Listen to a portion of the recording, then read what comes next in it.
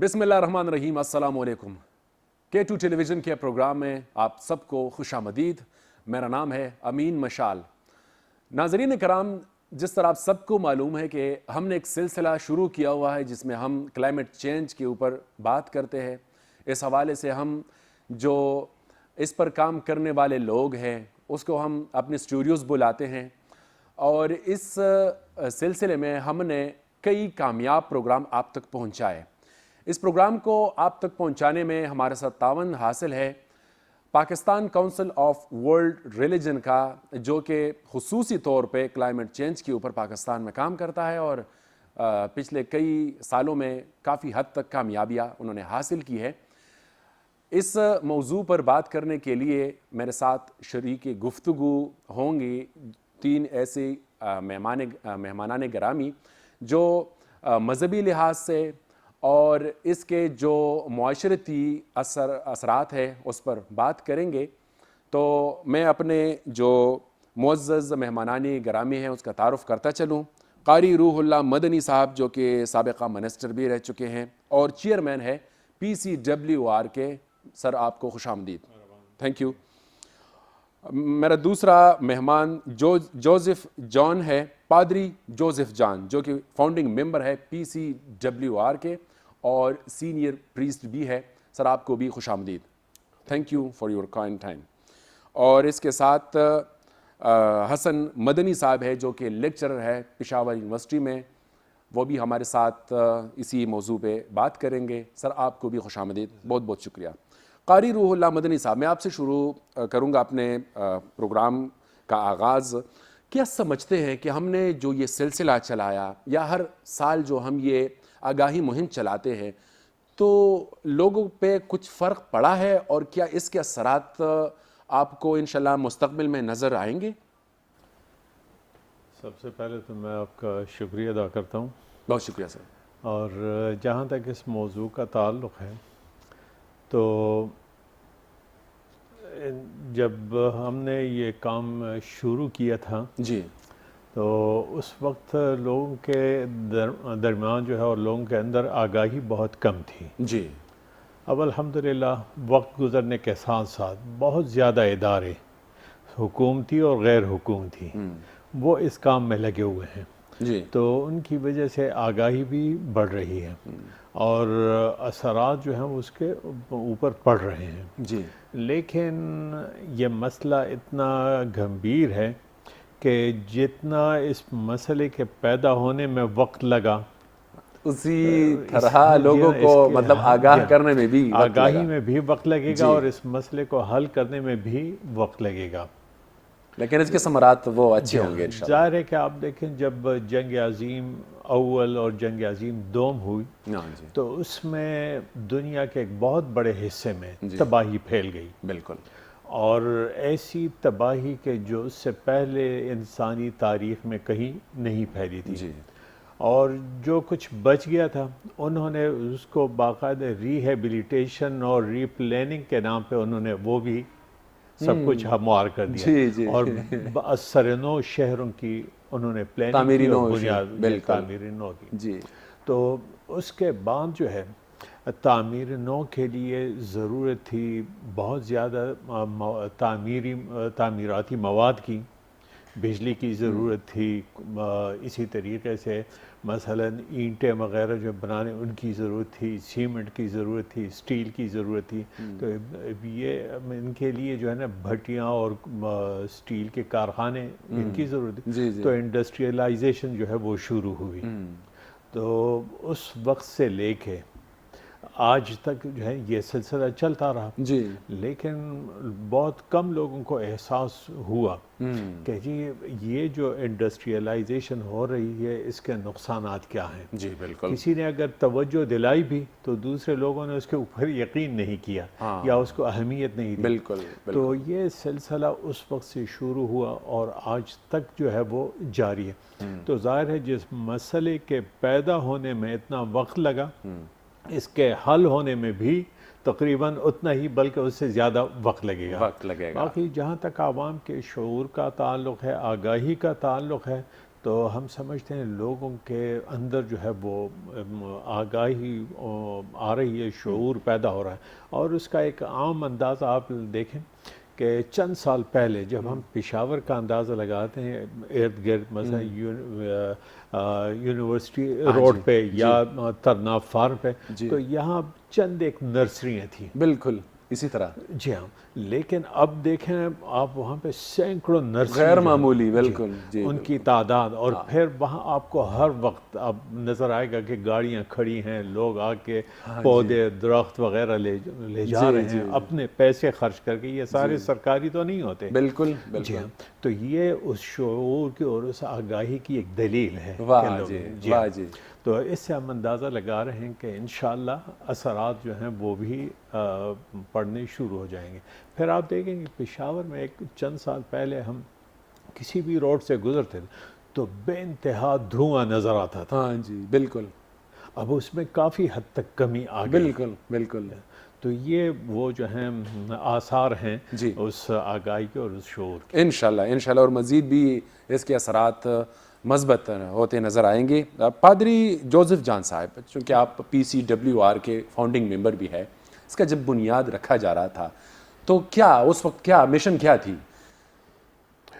اب پہلی بات تو میں تمام اپنے سننے والے اور دیکھنے والوں کو ان کی خدمت میں سلام پیش کرتا ہوں. آپ کا تھینک یو، اور PCWR کا جنہوں نے یہ اپرچونٹی دی کہ ہم اس موضوع کے اوپر بات کر سکیں. Thank you. خدا کا شکر ہے کہ چیئرمین صاحب قاری روح اللہ صاحب بیٹھے ہوئے ہیں.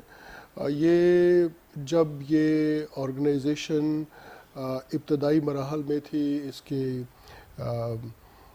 اس کو بنانے کے حوالے سے سوچ بچار ہو رہی تھی، تو اس وقت مذہبی ہم آہنگی جو تھا نا، وہ ہمارا بنیادی تھیم کہہ لیں، بنیادی مقصد تھا کہ مختلف مذاہب کے درمیان ہم آہنگی ہونی چاہیے. اور خدا کا شکر ہے کہ چیئرمین صاحب کی لیڈرشپ میں اور باقی کے جو ہمارے اکابرین ہیں ان کی لیڈرشپ میں ہم نے اس میں کافی اچیومنٹ حاصل کی ہیں.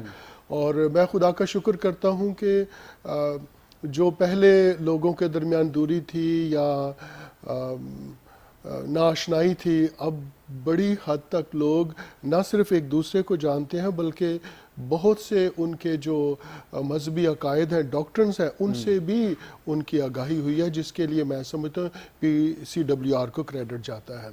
اسی کے ساتھ پھر جب پوری دنیا میں کلائمیٹ کے حوالے سے آواز آنے لگی کہ اس میں تبدیلی آ رہی ہے، گلوبل وارمنگ ہو رہی ہے، اور اس سے اس کے بہت نیگیٹو اثرات جو ہیں وہ پوری سوسائٹی کے اوپر پڑ رہے ہیں، تو PCWR نے اس پروگرام کو شروع کرنے کے حوالے سے انہوں نے قدم اٹھایا. اور میں سمجھتا ہوں کہ یہ بہت بڑھیا کام تھا اور جس کو PCWR نے کیا ہے. اور آج PCWR کی شناخت جو ہے کمیونٹی میں اور ایون سوسائٹی میں اس حوالے سے ہے کہ مذہبی ہم آہنگی کے اعتبار سے اور کلائمیٹ چینج کا جو تدارک ہے اس کے حوالے سے PCWR نے بڑا کام کیا ہے. اور آپ مختلف مدرسوں میں چلے جائیں، چرچز میں جائیں گے، ایون سکولز میں چلے جائیں، اور ایون یہاں تک کہ ایڈوکیٹس اور دوسری جو ہماری سب کمیونٹیز ہیں ان کے حوالے سے بھی PCWR نے بڑا کام کیا اور ان کو آگاہی دی. اور میں سمجھتا ہوں اس کی ایک مثال، دو مثالیں میں دینا چاہتا ہوں. کبھی موقع ملے ناظرین کو تو وہ ضرور سینٹ جونز کیتھیڈرل کو وزٹ کر سکتے ہیں، یا حیات آباد میں قاری روح اللہ مدنی صاحب کا مدرسہ ہے اس کو وزٹ کر سکتے ہیں، اور آپ کو پتہ چلے گا کہ حقیقت میں کتنا کام کیا گیا ہے. بلکہ چیئرمین صاحب بیٹھے ہوئے، میں تو ریکویسٹ بالکل لائیو کروں گا کہ کیوں نہ ایک پروگرام سر کی جگہ ہم ریکارڈ کر لیں اور دوسرا حیات آباد میں، تو لوگوں کو وہ جو آپ لوگوں کی کاوش ہے وہ بھی نظر آئے گی. جی بالکل، انشاءاللہ اسی طرح کریں گے. ہاں جی جی. تو حسن مدنی صاحب میں آپ سے سوال کروں گا کہ ایکیڈیمیا جو اپنا کردار نبھا رہا ہے اور جو نوجوان نسل میں آگاہی پھیلانے کی، کیا سمجھتے ہیں کہ کس حد تک اس میں مزید بہتری آ سکتی ہے؟ پہلے تو بہت شکریہ آپ کا کہ آپ نے ہمیں دعوت دی. بنیادی کام تو اکیڈیمیا کا ہی ہے، اور اکیڈیمیا سے ہمارا مطلب ہرگز یہ نہیں ہے کہ وہ آپ کی BS ڈگری سے شروع ہو. جی، آپ کے بچپنے سے جو آپ کا اسکول ہے، مدرسہ اسی ہے، طرح وہاں بالکل. سے ہوتا ہے. جی جی. اور جب ہم اپنے ہاں دیکھتے ہیں تو افسوس بھی ہوتا ہے کہ ہمارے ہاں بچپنے سے آپ میٹرک تک جائیں تو اس کا کوئی تصور نہیں ہے کہ کوئی پودا لگایا جائے، پانی بچایا جائے. تھوڑی سی وہ کتابوں میں ایک آدھی چیز ہے، لیکن بچے تک وہ میسج کبھی مؤثر انداز میں پہنچا ہی نہیں ہے. مطلب میٹرک تک ہم صرف رٹے ہی لگاتے وہ چلے آ رہے ہم ہوتے. سب کو پتہ ہے کہ ہماری قابلیت نمبروں سے جانچی جاتی ہے، ہماری قابلیت سے نہیں. تو اس سلسلے میں جو نصابی معاملات ہیں تو اس میں تو مایوسی زیادہ ہے، لیکن غیر نصابی معاملات میں پھر ادارے جو ہیں وہ اپنی حد تک کام کر رہے ہیں. بعض جگہوں پہ اساتذہ کو بھی آؤٹ آف دا باکس جانا پڑتا ہے، ان کو جانا چاہیے بھی، کیونکہ ہر چیز نصاب کے اس دائرے کے اندر نہیں آتی. کچھ چیزیں سکھانا پڑتی ہیں، کچھ چیزیں کردار کی وجہ سے سیکھنی ہوئی، کچھ چیزیں عمل کے اس پہ آتی ہیں. تو وہاں پہ اب چونکہ شعور، اور میں تو اب اس کو شعور بھی نہیں کہتا، اب تو یہ مجبوری ہے، بقا کا مسئلہ ہے. تو ہمیں اب بقا کا شعور ہے، کائنات کی بقا کی بات اور قدرت نے ہمیں بتایا ہے. دیکھو پہلے ہمیں قدرت نے تھوڑا سا تنگ کر کے بتایا کہ سنبھل جاؤ. ہم نے کہا نہیں ہوگا، تھوڑا سا سیلاب آیا. پھر قدرت نے تھوڑا اور 1-2 سالوں میں سمجھایا، ہم تب بھی نہیں سمجھے. پھر قدرت نے آپ کا آدھا وطن پانی میں ڈبو دیا کہ اب تو سمجھو. تو اب یہ جو ہمارا شعور ہے، یہ ہمارا آخری وہ جو سروائیول کی لڑائی ہے، یہ وہ ہے. اور اس وقت بھی افسوس کی بات ہے کہ ہمیں سمجھ نہیں آ رہی کہ آدھا ملک ڈوب سکتا ہے تو کیا آدھا بچ جائے گا؟ یہ تو پانی ہے، یہ تو کسی کا لحاظ نہیں کرتا. وہ تو مدرسے مسجد کے اوپر بھی جا رہا ہے، چرچ بھی ڈبو کے لے کے جا رہا ہے. اور جہاں تک ہم پھر اس کو اسلام سے اگر جوڑیں تو اسلام تو سبق اچھی اور خوبصورت اور پاکیزہ زندگی کا دیتا ہے. واہ سبحان اللہ. تو جب تو آپ کا ماحول ہی نہ ہو، آپ پانی نہ بچا سکیں، آپ کے گٹر ابل رہے ہوں، آپ کی بدبو، آپ کے پودے نہ ہوں، تو یہ کیسی زندگی ہے؟ یہ تو اسلام والی زندگی نہ ہوگی. تو معاملات کچھ چیزیں ہیں کہ شاید قدرت اب ہمیں زبردستی سمجھانا چاہ رہی ہے. قاری روح اللہ مدنی صاحب، جس طرح سر نے فرمایا کہ ہمیں میٹرک تک اس کی تعلیمات جو دی بھی جاتی ہے تو صرف رٹے کے حد تک، کیا سمجھتے ہیں کہ نہ صرف اسکول بلکہ مدرسے کے جو طلباء اور طالبات ہیں اس کو بھی اس مہم میں شامل کیا جائے تو کس طرح یہ ممکن ہوگا؟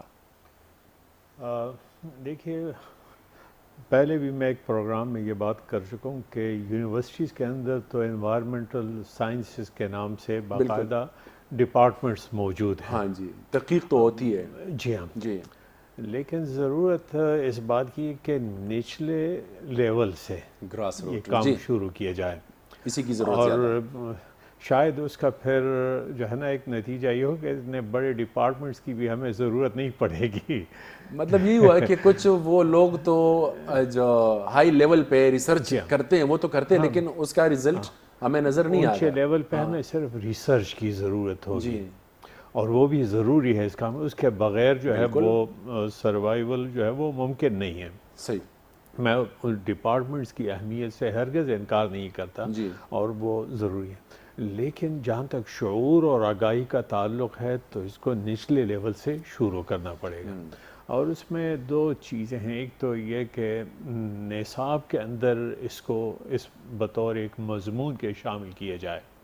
بے شک 2 صفحے ہوں ہر کلاس میں، لیکن یہ کہ جب شروع سے پرائمری سے یہ چیز سٹارٹ ہوگی تو بچوں کے اندر جو ہے وہ یونیورسٹی لیول تک پہنچتے پہنچتے بہت زیادہ شعور جو ہے ان کو حاصل ہو چکا ہوگا. جی.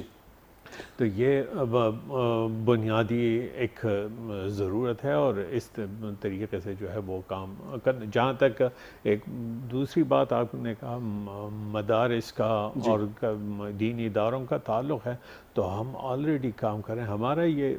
ہماری یہ جو آرگنائزیشن ہے یہ ہے ہی ریلیجن بیسڈ، یعنی Pakistan council of world religion, مجلس ادیان عالم. جی ہاں. تو ہم جو بھی کام کرتے ہیں وہ دین کے حوالے سے کرتے ہیں. جو بھی کام کرتے ہیں دین کے حوالے سے کرتے ہیں. مزید آپ سے جو گفتگو ہوگی اور آپ کی رائے ہم شامل کریں گے اس چھوٹے سے بریک کے بعد ناظرین کرام ہمارے ساتھ رہیے گا.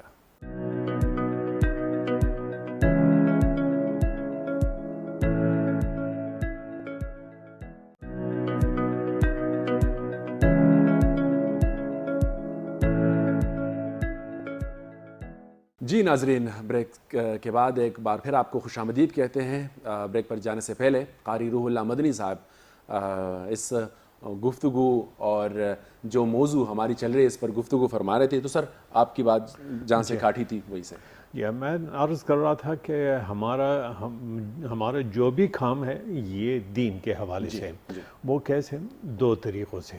ایک تو یہ کہ ہم لوگوں کو یہ بتاتے ہیں کہ یہ جو ماحولیاتی مسائل ہیں مذہب ان کے بارے میں کیا کہتا ہے. اور جب ہم مذہب کی بات کرتے ہیں تو صرف اسلام کے نہیں باقی مذاہب، جی بالکل، کیونکہ اس فورم پہ ہمارے ساتھ مسیحی رہنما بھی موجود ہیں، ہندو بھی ہیں، سکھ بھی ہیں.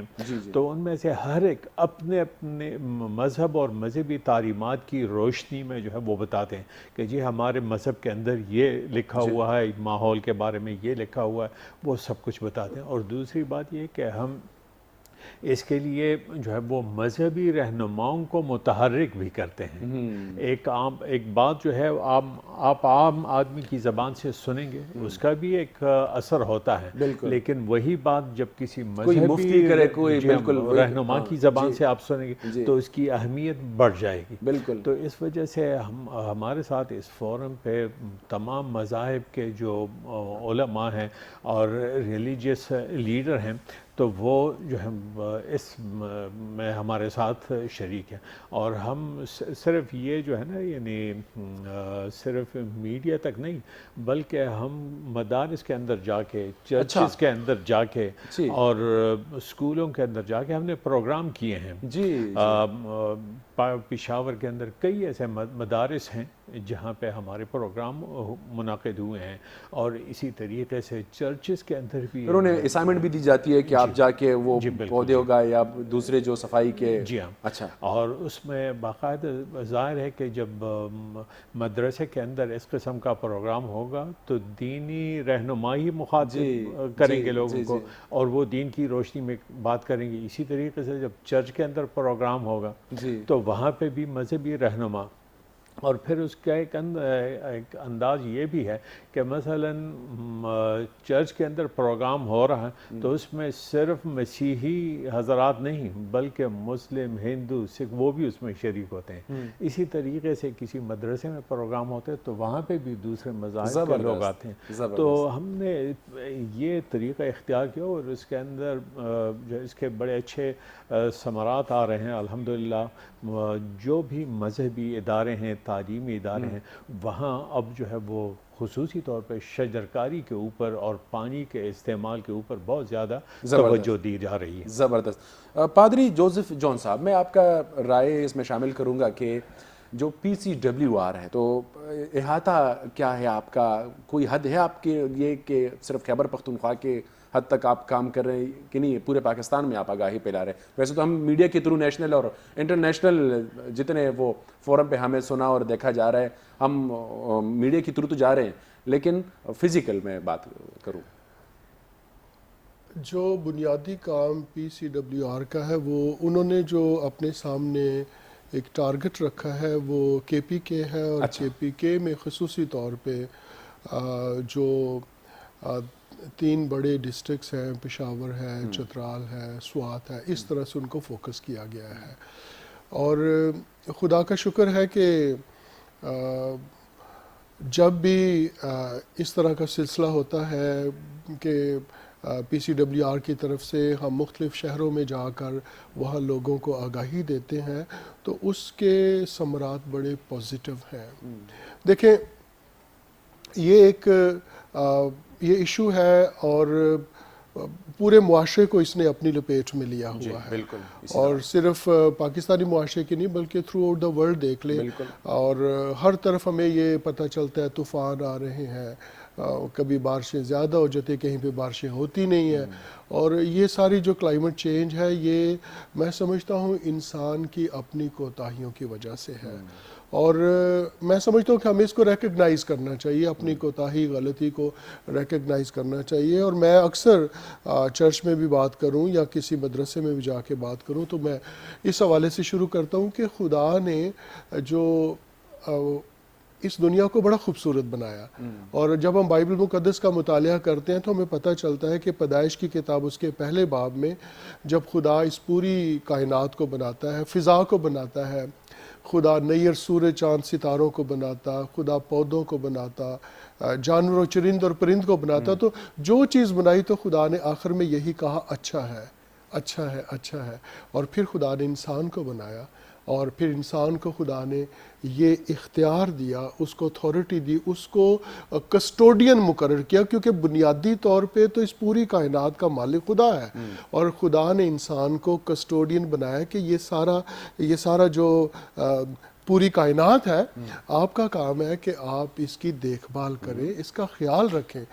اسی کے ساتھ لالچ انسان کے ساتھ ساتھ رہا ہے. ہم نے چیزیں تو پروڈیوس کی ہیں، لیکن اسی کے ساتھ ہم نے پولوشن بھی پروڈیوس کی ہے. ہم نے نہ صرف فضا کو آلودہ کیا، ہم نے زمین کو بھی آلودہ کیا، بلکہ اس کو نکارہ کر دیا. اور پھر وہی انہی فیکٹریز کا جو ویسٹ ہے وہ نہ صرف زمین کو خراب کرتا بلکہ وہی جا کے کسی ندی نالے میں جاتا، اور وہیں سے پھر وہ آہستہ آہستہ جا کے سمندر تک پہنچتا ہے، اور جس سے آبی مخلوق، اب اس پانی کو بھی ہم نے آلودہ کیا، اور وہاں کی جو مخلوقات ہیں جو ان کو بھی ہم نے نقصان دیا ہے. تو یہ سارا جو نقص بنیادی طور پہ وہ خود بنی نوع انسان میں ہے، انہوں نے یہ کیا ہے. زبردست. تو اس کا تدارک ہونا چاہیے، پھر اس بعد میں اس کے اوپر آئیں گے. جی، یہ بات میں نے پچھلے پروگرام میں بھی کی تھی کہ انسانوں کی بستی وہ خطرے میں ہے، تو صرف انسانوں کی نہیں بلکہ انسان نے اپنے ساتھ دوسرے جو جاندار ہے ان کی بستی ابھی جلا دی ہیں. حسن مدنی صاحب، میں آپ سے یہ پوچھوں گا کہ قلیل المدتی منصوبے حکومتی سطح پہ یہ بنائے جاتے ہیں، اور عام طور پہ بھی لوگوں میں یہ تاثر پایا جاتا ہے کہ اس میں ہمارا کیا فائدہ ہوگا، ہم وقتی فائدے کو دیکھتے ہیں. تو یہ تاثر ہم کیسے ختم کریں؟ ہماری ایک بہت بڑی بدقسمتی رہی ہے، شاید ہے بھی، اور پتہ نہیں کب تک ہوگی، کہ ہم نہ خدا کے نظام کو سمجھ سکیں اور نہ اپنے کسی بنائے ہوئے نظام کو سمجھنے کی طاقت رکھتے ہیں. جی، ہم نے کہیں پڑھا تھا 9ویں 10ویں میں کہ ہر عمل کا ایک رد عمل ہوتا ہے. جی، اچھا ہوگا تو اس کا بھی رد عمل ہوگا، برا ہوگا تو اس کا بھی ہوگا. کسی انسان کے ساتھ کریں گے تو اس کا بھی رد عمل ہوگا، کائنات کی کسی چیز کے ساتھ کریں گے اس کا بھی ہوگا. آپ کو سانس لینے کے لیے، صاف سانس کے لیے خدا نے درخت بنائے، آپ نے کاٹ دیے، تو برعکس ہوا کہ آپ نے اپنے لیے صاف سانس کا طریقہ ختم کیا. واہ. آپ کو خدا نے صاف پانی دیا، آپ نے اس میں گٹر کے پائپ لائن لگا دیے، برعکس ہوا اب وہ فائدہ نہیں دے گا، اب نقصان دے گا. بالکل وبائے امراض. وہ تو معاملات ایسے ہیں کہ ہم شاید کچھ چیزیں سمجھ نہیں پا رہے ہیں، اور حالات روز بروز اس طرف جا رہے ہیں. تو اس چیز کو اب ہمیں دیکھیں، اب لوگ کہتے ہیں نا کہ سیلاب آئے تو ہمیں کیا اس کا ہوگا. میں شہر میں بیٹھا ہوں، ہماری تو گلی میں پانی تک نہیں آیا، لیکن کسی جگہ آیا ہے تو مجھے لگا کہ میرا کیا ہوا ہے، ان کا نقصان ہوا ہے. لیکن جس زمین کے اوپر سیلاب آیا تو اس نے تو گندم بھی خراب کی ہوگی، اس نے تو فصلیں بھی خراب کی ہیں. تو آگے سے میں جب آٹا لوں گا تو 1600 کا میں 30,000 تو دوں گا، پھر تو یہ میرا نقصان ہوا. ہم سمجھ نہیں پا رہے ہیں. یہ انسانوں کا مشترکہ مسئلہ ہے، یہ مسلمانوں کا بھی ہے، مسیحیوں کا بھی ہے، ہندوؤں کا بھی ہے. یہ انسان کی بقا کا معاملہ ہے. تو ہم اس کو ایک تو اس کائنات کے نظام کو سمجھنا چاہیے. ہم پتہ نہیں کیسے لوگ ہیں کہ نہ کائنات کو سمجھنے کی کوشش کر رہے ہیں، اور کائنات کو سمجھنا کیا ہے، اپنی بقا ہے. آپ اپنے موسم دیکھیں، یہ اکتوبر میں ہم لوگ اس پلیٹ کے نیچے بیٹھے ہوئے ہیں. بالکل. آپ کبھی سوچ سکتے تھے کہ اکتوبر میں ہم ایسے بیٹھے ہوں گے؟ بلکہ ہمیں تو نومبر بھی اسی طرح گرم ہوتا نظر آ رہا ہے. تو آپ کا بہار نہیں آ رہا، آپ کی سردیاں سکڑ گئی ہیں، تو آپ کتنا بڑا نقصان کر گئے ہو. سمجھنا چاہیے اس کو، اور ہم وہ نہیں سمجھ پا رہے. تو آوازیں ہیں اور اب لگتا ہے ایسا ہے، لیکن مجھے نہیں لگتا کہ اللہ کے ہاں انسان دو ہم نے جو تاریخ میں پڑھا ہے، کچھ لوگ تو سمجھ جاتے ہیں اور جو نہیں سمجھتے ان کو سمجھایا جاتا ہے سزا کے طور پہ وہ اب ان کی قسمت ہے کہ خدا ان کو کیسے سمجھاتا ہے.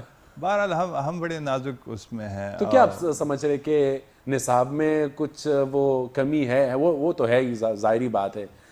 تو کیا کیا جائے؟ حکومت کو کس طرح سینسٹائز کرے؟ ہم میڈیا کے تھرو تو ہم بارہا ہم کوشش کرتے چلے آ رہے ہیں، جس طرح دوسرے پلیٹ فارمز پہ ہم بیٹھ کے تو بھی بات کرتے ہیں. اس کے باوجود بھی حکومت اس مسئلے کو، میرے خیال میں مجھے ذاتی طور پہ اس طرح لگتا ہے کہ حکومت اس معاملے میں سنجیدہ نہیں ہے. نہیں، حکومت بھی نہیں ہے اور اس کے ساتھ ہم بھی نہیں ہیں. آپ کے ہاں درخت کاٹنے کو کبھی برا نہیں سمجھا گیا، بلکہ میں تو سمجھتا ہوں کہ اسے قومی جرم قرار دیا جائے. قومی جرم ہے. ہم نے سڑکیں ہم جب بناتے ہیں، مثلا میں سوات کا ہوں، ہمارے ہاں جب سڑکیں بنائی جاتی ہیں پہاڑوں کے اندر تو آپ کو اندازہ ہے کہ کتنا درخت کاٹا جاتا ہے. ہاں جی کوئی پلاننگ نہیں، بالکل. کوئی ایسا راستہ بھی تو ہوگا جو درختوں کے درمیان سے نہ گزرتا ہو. بالکل بالکل. ہم نے مری کی سڑکیں بنائی ہیں، یہ جو ایکسپریس وے ہے، آپ کو پتہ ہے کتنا درخت اس میں گیا ہے، کتنا گلیات اور اسی طرح جو اور پھر کیا وہ درخت واپس اگا ہے؟ کیا اس کو اگانے کی کوشش کی گئی؟ جی. پھر ایک اور چیز بڑی ہمارے ہاں ایکیڈیمیا میں اس کی کمی، ایک تو تحقیق نہیں ہوتی، کسی کو پتہ نہیں کہ میں اگاؤں تو کیا اگاؤں. ہم نے وہ درخت اگائے کہ جو ہماری زمینوں کے ہیں ہی نہیں، وہ آپ کا پانی کھینچ لیتی ہیں تو آپ کو اور نقصان دے دیتی ہیں. ہر زمین کے لیے اس کے مطابق کا کوئی ہونا چاہیے. تو ہمارے لوگ یہ تحقیق کریں کہ اس زمین کے اوپر کیا اچھا اگ سکتا ہے. ہم موٹر وے پہ جاتے ہیں، کہتے ہیں یہ زمین جو ہے یہاں پہ پیچز اچھے اگتے ہیں، شتالو کی اچھی زمین ہے، فلاں زمین پہ مالٹا ہے. تو تحقیق ہوئی ہے نا. اسی طرح درخت بھی ہوں گے اور اب وہ بھی کمرشل ہو گئے کیونکہ ہم نے سفیدے کے درخت لگانے کیونکہ ان کو مہنگا بیچا جاتا ہے. اب آپ کے ہاں شیشم نہیں ہے، ایک زمانے میں ہمارے ہاں بڑا شیشم ہوا کرتا تھا، اب نہیں ہے. بالکل. پانی آپ کا بہ رہا ہوتا ہے کیونکہ ہم نے بل نہیں دینے ہوتے. آپ بل لگا کے دیکھیں گے پھر لوگ ایک لوٹا پانی ضائع کریں. آپ کا کار واشز کے اوپر آپ کا ڈرنکنگ واٹر لگ رہا ہے. پورے پشاور میں جتنی گاڑیاں دھوئی جاتی ہیں وہ پینے کے پانی سے دھوئی جاتی ہیں اور وہی پانی آپ اتنا سا 60 روپے کا پھر خریدتے ہیں دکانوں سے. ہاں جی. تو ایسے ہے کہ ہم ڈوب بھی رہے ہیں اور ہمیں مزہ بھی آ رہا ہے. یہ آپ نے اچھی بات کی. تو یہ وہ اسٹیٹ آف مائنڈ ہے جس کو ہم پاگل پنی کہہ سکتے ہیں. قاری روح اللہ مدنی صاحب، کب یہ کلچر کب بدلے گا کہ ہم کم از کم اس لیول تک پہنچ جائے؟ میری خواہش ہے کہ ہاں یورپ والے اسلامی تعلیمات کو وہ اپنا رہے ہیں یار، ہم بھی 20 سال کم از کم اس لیول تک پہنچ جائے کم از کم. کلچر دو طریقوں سے بدل سکتا ہے. جی. ایک تو ہم تاریخ میں پڑھتے رہیں. جی. عربی کا مقولہ ہے کہ الناس علی دین ملوکہم، لوگ اپنے بادشاہوں کے دین کے اوپر ہوتے ہیں، یعنی جو کچھ اس کے بادشاہ کرتے رہتے ہیں جی وہ لوگ بھی کرتے رہتے ہیں. ہاں جی. تو جو ہے نا، جب تک ہمارے بڑے جو ہیں سیاسی لیڈر، خواہ وہ اپوزیشن کے ہوں خواہ وہ حکومت کے ہوں، جب تک وہ جو ہے نا اس چیز کو اہمیت نہیں دیں گے اور اس کے مطابق پالیسی نہیں بنائیں گے تو تب تک یہ کلچر نہیں بدلے گا. یہ بہت ضروری ہے. ہم دیکھتے ہیں یعنی کچھ اچھے کام بھی ہو رہے ہیں، ہم ان سے انکار نہیں کر رہے ہیں، لیکن کم ہے. جی ہاں. لیکن مثلاً آپ دیکھیں کسی آپ بڑے یعنی دفتر میں جی کسی ایک ادارے کا نام لینا جو ہے نا اس کا کوئی فائدہ نہیں ہے. جی.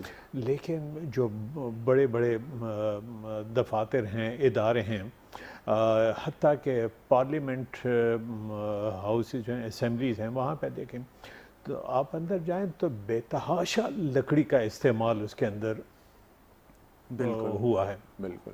یہ لکڑی جو ہے یہ کہاں سے جو ہے وہ کاٹ کے لائی گئی؟ کسی اور ملک سے تو نہیں، انہی جنگلات کو کاٹ کے جو ہے وہ. اب یہ جو ہے نا یعنی تزئین و آرائش پہلے بھی ہوتی تھی. جی بالکل. لیکن اس کے لیے اس حساب سے لکڑی جو ہے وہ کبھی نہیں کاٹی گئی. اور تو یہ ایک اہم چیز ہے کہ ہمارے جو پالیسی بنانے والے ہیں یا امپلیمنٹ کرنے والے ہیں ان کے اندر تبدیلی آ جائے، قوم کے اندر خود بخود تبدیلی آ جائے گی۔ تو یہ تو ایک مشکل کام ہے، ٹمبر مافیا پہ ہاتھ ڈالنا، اور تو یہ لیکن اس کے بغیر کوئی چارہ نہیں ہے، یہ کام کرنا پڑے گا۔ جی، اور دوسری چیز جو ہے وہ تعلیم ہے، وہ نسبتاً لمبا کام ہے۔ جی، عوام کے اندر شعور پیدا کرنا، آگاہی پیدا کرنا، اس میں سب یعنی جب تعلیم کی بات میں کرتا ہوں تو اس سے مراد صرف ہمارا فارمل ایجوکیشن سسٹم نہیں کہ ہے بس سرٹیفکیٹ حاصل کر لیا اور ڈگری مکمل بلکہ کر لی۔ اس میں یعنی تعلیم سے مراد وہ جو ہے نا وہ تعلیم بھی ہے جو ایک جو والدین اپنے عمل کے ذریعے اپنے بچوں کو دیتے ہیں، زبردست۔ یعنی وہ بھی ہے یعنی صرف اسکول کا ٹیچر جو ہے اس کا ذمہ دار نہیں ہے، والدین بھی اس کے ذمہ دار ہیں، جی، بڑے جو ہیں وہ ایک معاشرے کے وہ بھی اس کے ذمہ دار ہیں۔ جی، تو یہ اس دونوں طریقوں سے جب تبدیلی آئے گی تو انشاءاللہ وہ تبدیلی پائیدار بھی ہوگی۔ اور ہم دنیا میں ہم یہی دیکھتے رہتے ہیں، یعنی بعض ایسے علاقے ہیں جہاں آپ کو مثلا سیاحتی مقامات ہیں تو وہاں آپ کو ایکسپریس ویز کی ضرورت جو ہے وہ نہیں ہے، جی ہاں وہاں اور پھر ایسے جو جنگلات ہیں ان کے اندر تو میرے خیال میں یہ ترقیاتی اسکیمیں اور یہ چیزیں جو ہے نا جب تک آپ ان کو روکیں نہیں، آپ آج جو ہے نا ایکسپریس وے بنا دیں گے جنگلات میں سے گزار کے، کل دوسرے لوگ آ کے وہ ان سڑکوں کے کنارے مکان جو ہے نا وہ مطالبہ کریں گے کہ جی یہاں بجلی بھی سپلائی کرو، تو بجلی بھی آ جائے گی، پھر جو ہے نا لوگ مکانات بھی بنائیں گے اور جنگلات جو ہیں وہ کٹتے جائیں گے اور جنگلی حیات جو ہے وہ وہاں سے رخصت ہوتی جائے گی۔ اور ایسا ہی ہوا ہے ہمارے خیبر پختونخوا کے ساتھ کہ جنگلی حیات کو بھی ہم نے ہی نقصان پہنچا ہے۔ ہماری گفتگو جاری رہے گی، وقت تو ایک چھوٹے سے بریک کا، ہمارے ساتھ رہیے گا۔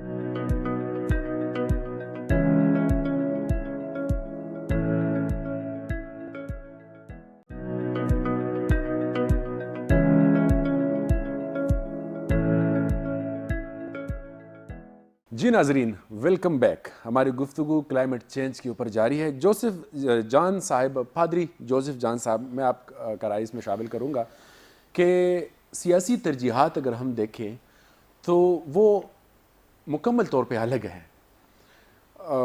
غربت اور مہنگائی اس پہ تو سیاست ہوتی ہے، لیکن کبھی کائنات کی خوبصورتی یا اس معاشرے کی خوبصورتی پہ سیاست نہیں ہوئی۔ کیا سمجھتے ہیں آپ کہ میں آپ کو ایسا معاشرہ دوں گا، میں ایسا وہ شہر آپ کو بنا کے دوں گا، تو کیا لوگ اس چیز پہ آمادہ ہو جائیں گے؟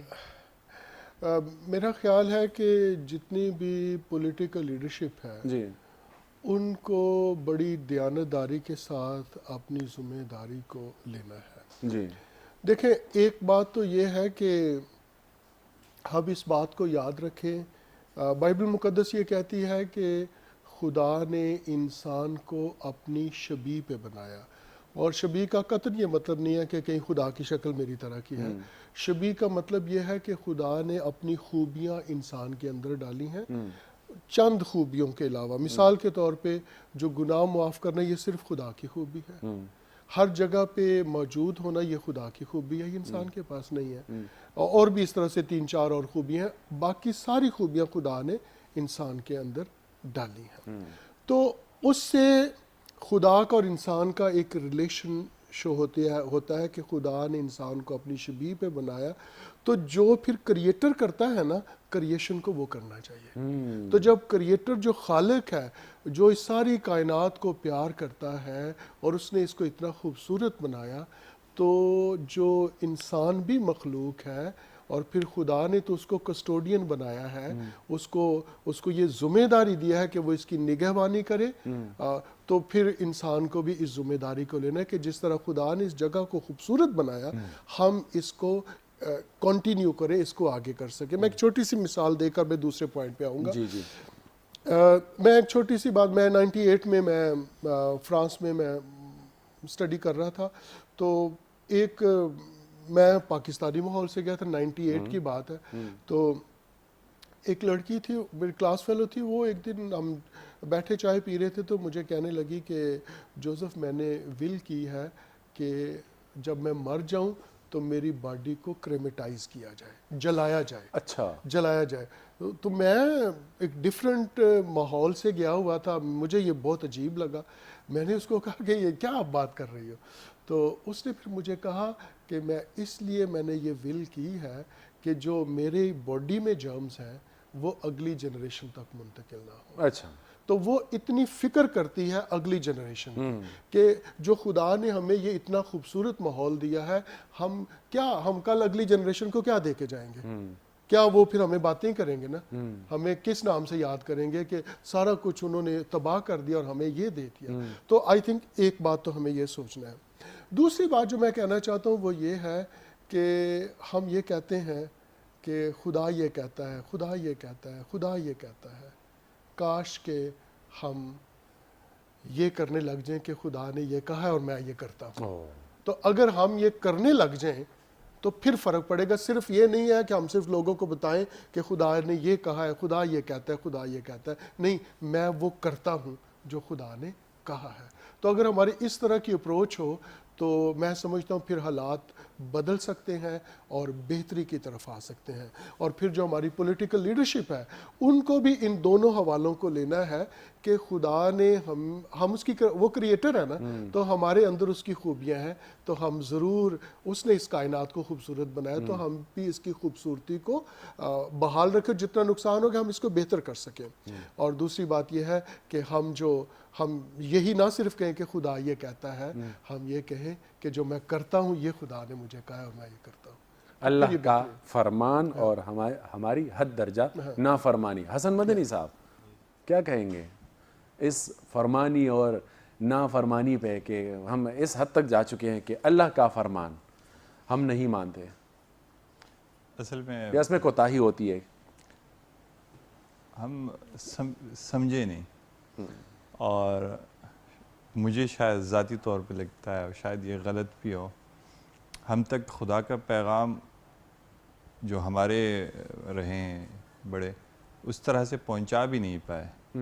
ایک بہت بڑا کمیونیکیشن گیپ رہا ہے ہمارے ہاں. باتوں سے صرف نہیں ہوتا، جب تک پیغام عمل سے نہ پہنچے، جس طرح سر نے کہا ہے. تو اگر ہم پیچھے نظر دوڑائیں تو آوازیں ہی آتی ہیں زمین پہ، تو ہمیں کچھ نہیں نظر. ہمارا لائف سٹائل کس نے بدلا؟ درخت کے نیچے بھی تو بیٹھا جا سکتا تھا. ہمیں ڈرائنگ روم کس نے دکھائے؟ جی. ہمیں یہ فرنیچر کس نے دکھایا؟ ہمیں تو یہ ثقافت بھی تو دی جا سکتی تھی کہ چمن میں بیٹھنا، گھاس کے اوپر چلنا، پودوں سے محبت کرنا، پودوں کے رنگ دیکھنا، یہ بھی تو سکھایا جا سکتا تھا نا. ہمارے بچوں کو آپ نے پب جی سکھا دیا ہے، تو ہم ان کو کیاریاں بنانا بھی سکھا سکتے تھے. ہم ان کو بتا سکتے تھے کہ جو پانی گھر کا استعمال ہوتا ہے تو اس کو نالی میں بجانے کی بجائے ہم کیاریوں کی طرف موڑ سکتے ہیں. ہم اپنے بچوں کو سلاد وغیرہ اگانا بھی تو سکھا سکتے تھے. ہم نے اپنا لائف سٹائل ایسے کر لیا ہے کہ اب اس میں کوئی گنجائش ہی نہیں بچ رہی. ہر چیز دیکھیں، آپ کا ہر چیز یہاں یا دھواں چھوڑتا ہے یا بدبو چھوڑتا ہے. اسی طرح ہے آج کل کا ماحول، تو یہی بنا ہوا ہے. لگژری میں، ہمارے ہاں کی لگژری میں سوائے گندگی کے اور کچھ نہیں ہے جو آپ باہر دیکھیں. تو لائف سٹائل چینج کرنا ہوگا. ہم نے اپنا سٹیٹس، اپنا ایک وہ رکھا ہوا ہے کہ ہم ایسے ہیں تو اچھے، وہ بدلنا ہوگا. ہم ضروری ہے کہ ہم مختلف قسم کے مشروب پئیں. ہم اپنے گنے کا رس بھی تو پی سکتے تھے، لیکن ہم نے اس پہ کمپرومائز کیونکہ ہم نے جب تک بوتل سے وہ آواز نہیں سنی تو ہمیں مزہ نہیں آیا. تو ہماری لائف سٹائل کا ایک بڑا مسئلہ ہو گیا ہے. ہم اس کو حالانکہ ہم تو وہ لوگ ہیں کہ جس کا نبی کہتا ہے کہ جاری پانی اس میں بھی تم اسراف نہ کرو، اس کو بھی تم ضائع نہ کرو. جاری پانی کو ہم تو وہ لوگ ہیں کہ جس کا نبی کہتا تھا کہ جس نے کچھ اگایا اور اس میں سے پرندے نے کھا لیا تو وہ آپ کے لیے صدقہ ہے. ماشاءاللہ. ہم تو ایسے ہمارے نبی نے تو مدینے آگے سب سے پہلا کام ہی یہ کیا کہ وہاں کی زمینیں بچائی ہیں. جو جس جگہ کو سنبھال لے, جو جس جگہ پہ فصل اگایا وہ اس کی زمین, جس نے پانی کا بچایا وہ اس کی. آپ ذرا اس پالیسی کو دیکھیں کہ وہ کس طرح سے بچا رہا ہے. رسول صلی اللہ علیہ وسلم کے زمانے میں آپ اپنے کسی کو اسٹڈی کرنا چاہیے کہ سیوریج کا کیا نظام تھا. مدینے سے باہر لوگ جاتے تھے اپنی ضرورت پوری کرنے کے لیے کہ اندر کی گندگی نہ ہو. خود رسول اللہ علیہ وسلم نے مدینے سے ذرا باہر اپنے لیے باغ اگایا, پھر وہاں جایا جاتا تھا کہ وہاں بیٹھیں, یہ درخت, یہ پتے, یہ رنگ, یہ فضول بھی تو نہیں ہے خدا نے پیدا کیا, اس کے اندر کچھ رکھا ہے اللہ نے.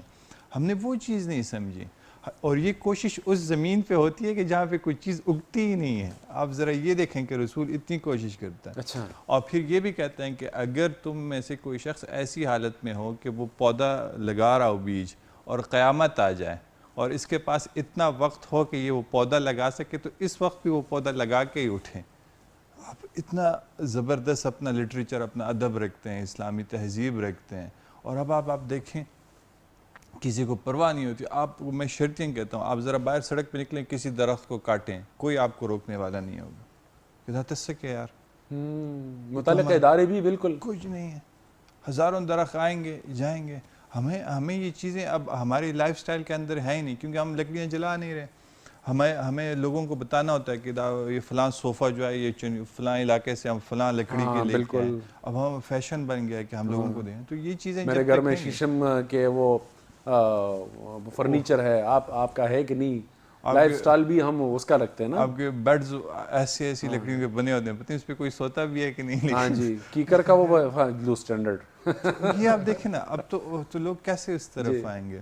تو کچھ چیزیں اب ہمیں اپنی زندگیاں میرے خیال میں ری ڈیفائن کرنا پڑیں گی. تو کس طرح کہ یہ کس طرح ہوگا, یہ جو بحیثیت استاد, مطلب آپ اس کو کس طرح سمجھتے ہیں کہ کمی کہاں پہ ہے, کوتاہی کہاں پہ ہے, اور کہاں پہ اسے ممکن بنایا جا سکتا ہے؟ قاری صاحب نے آپ کو ایک عربی وہ سنا کہ الناس علی دین ملوکہم, لوگ اپنے بادشاہوں کے مذہب پہ ہوتے ہیں. ایسا ہی ہے. دیکھیں جب ہمارے ہاں جب ہم پڑھ رہے تھے تو یہ شلوار کرتے وغیرہ کا کوئی فیشن نہیں تھا. لوگ اس کو اسلام آباد پنجاب کی ہم بات کر رہے ہیں جی. لیکن ایک زمانہ آیا کہ ایک لڑکا اٹھا, اس نے خوبصورت کرتے بنائے, اس نے ایک برانڈ بنایا. اچھا. جنید جمشید کی ہم بات کریں. جی جی جی. اس کے بعد آپ کے ہاں کرتا کس طرح پہننا جانے گا, اس کو آپ لائن میں لے کے آئے, اس کو آپ نے ایک ایکسپوجر دیا, اور لوگوں نے اس کو ایز اے فیشن اڈاپٹ بھی کیا. ایسا ہی ہے نا, مطلب ہے کہ بہترین لیڈر ہی یہ کر سکتا ہے. وہاں سے آئے گا.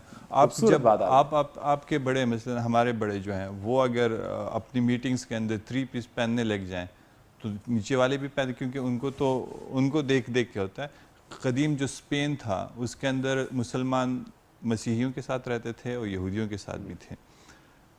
جو کلچر تھا اس میں وہ لوگ وہیں خوشبو استعمال کرتے تھے جو خلیفہ کے ہاں استعمال ہوا کرتے, کیونکہ وہاں سے وہ سارا کچھ آ رہا تھا فیشن. وہیں کپڑا استعمال, جو عام مسیحی یا یہودی عالم بھی وہیں کپڑا پہنتا تھا اس کو اپنا اچھا لگتا تھا جس میں مسلمان علماء پہنتے تھے, کیونکہ وہ ایک ایلیٹ کلچر بن گیا تھا کہ یار یہ کیا. ہم وہ چیزیں آپ پتہ نہیں کہاں سے لے رہے ہیں کہاں سے نہیں لے رہے, یہ سب. تو وہاں معاملہ تو وہاں ہے کہ آپ کے جو دیکھیں جو لوگ ذمہ دار ہیں, مثلا میں کینٹ میں رہتا ہوں, وہاں پہ بہت سارے افسران رہتے ہیں, ان کے گھروں میں کبھی یہ مسئلہ یہ آواز نہیں آئی کہ اوبن نشتہ. ان کو کیا پتہ کہ پانی کی کمی کیا ہوتی ہے, واش روم میں پانی نہ ہو تو آدمی کی کیا حالت ہے, ان کو تو نہیں پتہ. ہاں جی. تو جب ان کو اپنا پانی خود بھروا کے لانا پڑے, ان کو فون پہ ٹینکر نہ آنے پڑے بلکہ وہ لائن میں لگ کے ٹینکر لینے, تب پتہ لگے گا, تب معاملات سیٹل ہوں گے. ہمارے ہاں تو ایسا ہی نہیں. ہمارے تو مسئلہ ہو جائے گا کہ وہ ٹینکر رہا رہے گا, وہ 2 بلکہ ہمارے تو چرسدہ میں اپنے علاقے کی بات کروں تو 6 فٹ میں ہم پانی وہ نکال لیتے ہیں. آپ یہی باتیں آپ وہاں کریں, وہ لوگ سو جائیں گے 6 فٹ میں. مطلب یہ تو ہم کسی مسئلے کو اون ہی نہیں کر رہے ہیں, اور وہ اس وجہ سے کہ ہم ذاتی مفاد کو ترجیح دے رہے ہیں. یہ تو عوامی مفاد کی بات ہے. میرے گھر اگر درخت لگا ہے تو وہ مجھے بھی فائدہ دے رہا ہے, میرے پڑوس کو بھی دے گا. لیکن ہمیں تو ہے کہ نہیں یار یہ وہاں کیوں سایہ دے, تو یہ ایک چیز بھی ہے. تو بہت سی چیزیں جو نیچے سے شروع ہونی پڑیں گی اور اوپر سے آنی چاہیے اس کو. قاری روح اللہ مدنی صاحب, میں نے یہ خود محسوس کیا ہے کہ میدانی علاقوں کی بنسبت ان علاقوں کے جہاں پہ جنگلات زیادہ ہوتی ہے, رویے ان کے مکمل طور پہ یہ وہ الگ ہوتے ہیں. تو اس کی کیا وجہ ہے؟ کیا یہی وجہ ہے کہ ماحول کا اس پہ اثر زیادہ ہوتا ہے وہاں پہ, چونکہ جنگلات زیادہ ہوتی ہے, ماحول سامنے اس کو اچھا وہ نظر آتا ہے, تو اسی لیے اس کے رویے بھی اچھے ہوتے ہیں؟ جی بالکل. ماحول کا تعلق جو ہے نا وہ انسان کی زندگی کے ساتھ بھی ہے, انسان کی معیشت کے ساتھ بھی ہے, اور انسان کی اخلاقیات اور اس کے رویوں کے ساتھ بھی ہے. بالکل ہے. اور میرے خیال میں اس بات کو ایک واقعے سے زیادہ اچھے طریقے سے سمجھا جا سکتا ہے. بالکل. واقعہ یہ کہ ہارون رشید جی جو یعنی اپنے وقت کی واحد سپر پاور کا بادشاہ تھا. قیس عبد الرشید. ہارون الرشید. اچھا ہارون الرشید. ہارون الرشید. اچھا. اس زمانے میں اس سے بڑی سلطنت کسی اور کی نہیں تھی. اچھا. جی ہاں. جی. تو اس کے پاس ایک شاعر آیا اور اس نے ایک بادشاہ جیسے معمول تھا بادشاہ کی تعریف میں عربی زبان کا ایک قصیدہ پڑھا. اچھا. اور اس میں اس نے بادشاہ کی تعریف کی. جی. لیکن وہ دیہاتی ماحول سے آیا ہوا تھا اور جو ہے نا تو اپنے اس مزاج کے مطابق مثلا اس نے تعریف کی بادشاہ کی کہ بادشاہ جو ہمارے بڑے وفادار ہیں. تو انہوں نے اس میں اس کی وفاداری کو کتے کے ساتھ تشبیہ دی کہ بادشاہ سلامت جو ہیں وہ کتے کی طرح وفادار ہیں. واہ. اچھا. جی ہاں. بادشاہ کی سخاوت کی بات اس نے کی. سختی تھی اس میں. جی ہاں. بادشاہ کی سخاوت کی اس نے بات کی تو انہوں نے کہا کہ یہ کنویں کا جو ڈول ہوتا ہے اس کی طرح سخی ہے, ہر کسی کو پلاتا رہتا ہے, کوئی اس سے محروم نہیں رہتا. اچھا جی. اس قسم کی چیزیں. جی. تو جو باقی درباری تھے اور شعراء تھے وہ الرٹ ہوئے کہ اب یہ تو اپنی دانش میں تو وہ تعریف کرنا چاہتا ہے لیکن حقیقت میں تو وہ بظاہر یہ توہین ہے. 3 ایڈیٹس کا وہ قصہ چل رہا تھا. جی ہاں. اچھا. تو لیکن ہارون رشید سمجھ گیا جی اب کہ جو ہے اس کا سبب کیا ہے. جی. تو انہوں نے ایک حکم دیا کہ یہ جو شاعر صاحب ہیں ان کو کچھ عرصے کے لیے بغداد کے مضافات میں باغات کی طرف بھیجا جائے اور 1 مہینے تک اس کو ماحول مہیا کیا. جی. اور اس میں ہر قسم کی سہولیات, شاہی جو ہے سہولیات بھی تھیں اور باغات وغیرہ بھی. اس ماحول میں اس شاعر نے کچھ عرصہ گزارا. جی. پھر بادشاہ نے کہا کہ اب اس کو واپس بلاؤ. اچھا. اس کو واپس بلایا گیا اور پھر بادشاہ نے خود فرمائش کی کہ کیا اب کوئی ہے قصیدہ آپ کے پاس. اچھا. تو انہوں نے کہا کہ جی بالکل ہے. جی.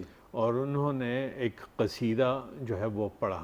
اچھا. اور وہ نیٹ پہ اویلیبل بھی ہے. یہ قصہ جو ہے فرضی کہانی نہیں ہے. جی جی جی. جی ہاں. تاریخ کی کتاب میں تو کہتے ہیں کہ جو قصیدہ اس نے پڑھا وہ عربی زبان کے بہترین قصیدوں میں سے ایک ہے. یہ مطلب کچھ عرصہ گزارنے کے بعد ان کا ایک مہینہ یا 2 مہینے جتنا بھی وقت اس نے گزارا وہ جب ماحول اس کا تبدیل ہوا تو اس کی ذہنی صلاحیت اور اس کی قابلیت, اس کی صلاحیتیں, اس کے رویے جو ہیں وہ سب کچھ تبدیل ہو گئے. جی. تو یہ بہت اثر ہوتا ہے ان چیزوں کا. جی ہاں. تو میرے خیال میں ہمارے زبردست. اب یہ دیکھیں کچھ جو ہے نا علاقے ایسے ہوتے ہیں جو بالکل صحرائی ہوتے ہیں. جی. وہاں کوئی پودا, کوئی درخت وغیرہ نہیں ہوتا. ان کے وہاں کے لوگوں کو بات کرنے کا انداز بھی کچھ مختلف ہوتا ہے. دوسرے وہ پہاڑ ہوتے ہیں جہاں کوئی سبزہ نہیں اگتا. جی. ان کا بھی انداز مختلف ہوتا ہے. اور پھر وہ پہاڑ بھی جہاں سبزہ جنگلات ہوتے ہیں ان کا انداز گفتگو کچھ اور ہوتا ہے. بالکل. میدانی اور سرسبز علاقوں کے لوگ یہ سارا کچھ جو ہے نا صرف یعنی پیدائشی طور پہ نہیں ہوتا ہے. بالکل. یہ اس ماحول کے اثرات ہیں. تو اس وجہ سے ہم کہتے ہیں کہ لوگ ماحول کے مسائل کو اتنا معمولی نہ سمجھا جائے. اس خوبصورت سی بات کے ساتھ ناظرین کرام ہمارے پروگرام کا وقت ختم ہوا چاہتا ہے. قاری روح اللہ مدنی صاحب جو کہ سابقہ منسٹر بھی رہے ہیں, چیئرمین PCWR ہیں, پادری جوزف جان فاؤنڈنگ ممبر PCWR اور سینئر پریسٹ ہے, اور اس کے ساتھ حسن مدنی صاحب تھے ہمارے ساتھ لیکچرر یونیورسٹی آف پشاور. آپ تینوں مہمانان گرامی کا انتہائی شکریہ. اور ناظرین کرام اسی کے ساتھ ہمارے پروگرام کا وقت ختم ہوا چاہتا ہے. اللہ نگہبان.